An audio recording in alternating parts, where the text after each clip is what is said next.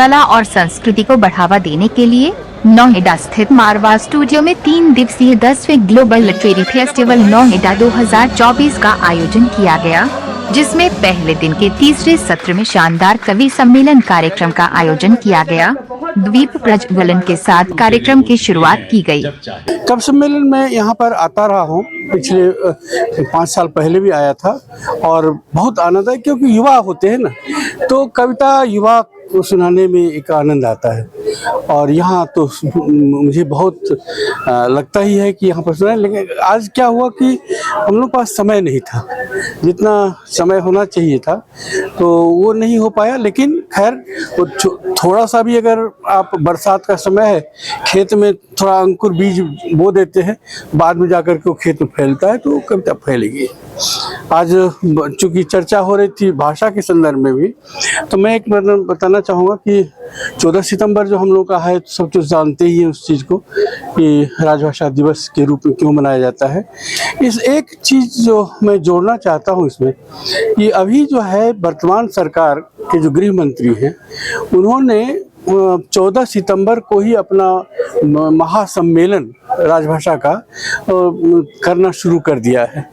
उससे जो दिक्कत क्या हो रही है कि सारे कार्यालय ठप हो जाते हैं 14 सितंबर को, जबकि होना ये चाहिए कि 14 सितंबर से पहले वो उनको कर लेना चाहिए। 1 सितंबर को वो कर ले, तो ताकि उससे प्रेरणा लेकर के, प्रोत्साहन लेकर के लोग 14 सितंबर को अपने अपने कार्यालयों में करें। अभी क्या हो रहा है कि सारे कार्यालय बंद हैं, तो सब रो रहे हैं कि हम क्या करें, हमको तो बुलाया गया दिल्ली, हमको बुलाया गया सूरत, हमको यहाँ बुलाया गया। तो ये चीज़ जो है इसको रुकना चाहिए। और जो अगर सुन रहे हो गृह मंत्रालय के लोग, अधिकारी लोग, तो वो इसको आगे से ठीक करें। 1 सितंबर को ये कार्यक्रम करे, 1-2 सितंबर को रहे, और ताकि 10 दिन जो मिलता है समय, तो 14 सितंबर को हर घर, ये इसी तरह से है जैसे कि कोई फरमान जारी कर दे कि दिवाली जो है कहीं किसी घर में नहीं मनाया जाएगा, दिवाली जो है वो हम एक बगीचे में बनाएंगे। तो भाई बगीचे में आप बनाइए, कोई हर्जा नहीं है, लेकिन घर को अंधेरा करके नहीं।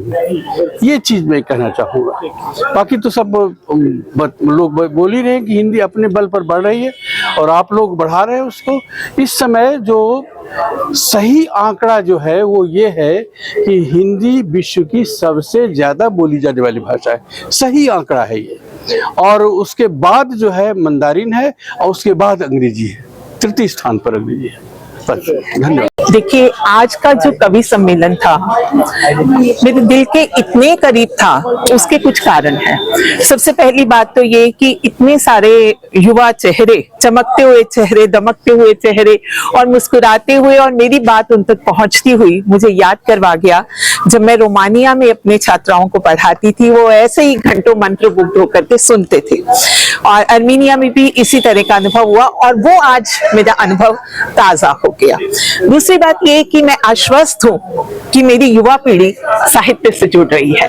जो तालियां आप लोगों ने बजाई, जिस प्रकार से आप लोगों ने सभी का उत्साहवर्धन किया, मुझे लगता है कि इस तरह से आप लोग साहित्य से जुड़ रहे हैं, तो ये एक बहुत बड़ी बात है।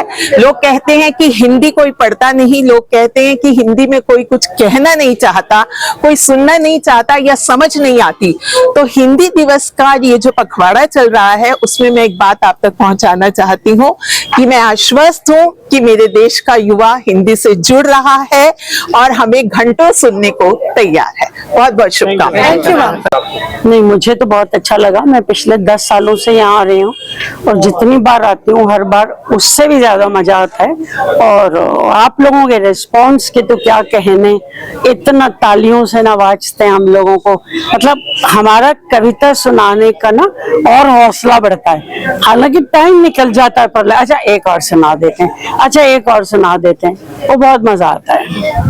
10वें ग्लोबल लिटरेरी फेस्टिवल में आके बहुत अच्छा लगा। पिछले साल भी मैं आया था, और ये नोएडा जैसे जंगल के जो सीमेंट का जंगल है, नोएडा को सीमेंट का जंगल बोलते हैं, उसमें साहित्यिक गंगा बहाना ये मारवा स्टूडियो और AFT का बहुत बड़ा कमाल है। मैं साधुवाद देता हूँ, उन्हें बधाई देता हूँ कि बड़ा मुश्किल काम कर रहे हैं। मैं समझता हूँ कि अंधेरे में लालटेन लेकर चलने का प्रयास है जो निश्चित रूप से सफल हो रहा है। इससे जितने स्थापित कवि हैं वो तो सबके सामने आते ही हैं, लेकिन नवोदित कवियों को भी जो प्लेटफॉर्म दे रहे हैं आप लोग, ये वास्तव में संदीप मारवा साहब और सुशील भारती जी बहुत बहुत बधाई के पात्र हैं। ये सिलसिला अनवरत चलता रहे, यात्रा जारी रहे, मेरी अनंत शुभकामनाएं। धन्यवाद। Thank you sir. वह हमेशा अच्छा होता है। मैं पिछले 9 वर्ष से इससे जुड़ी हुई हूँ। कवि सम्मेलन की संयोजिका में ही रहती हूँ।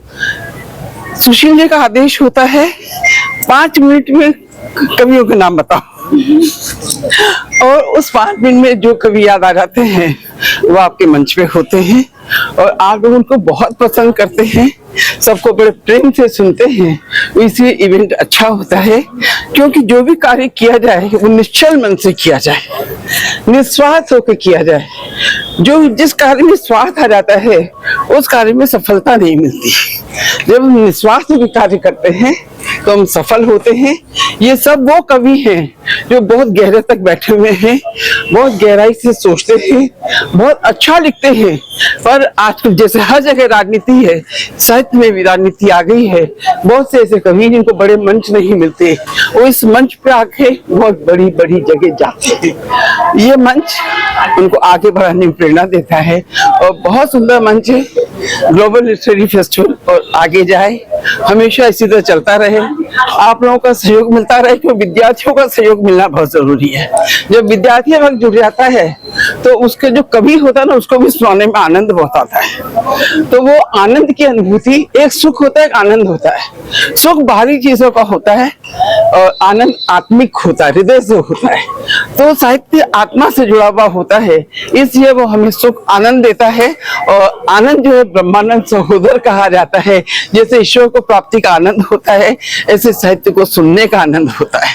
तो मैं आप सबको बहुत साधुवाद देती हूँ कि आप लोगों ने बड़े प्रेम पूर्वक सुना, सभी कवियों को सुना और बहुत आनंद से डूब गए आनंद के सागर में। और ये आनंद का सागर ऐसे ही बहता रहे। Thank you.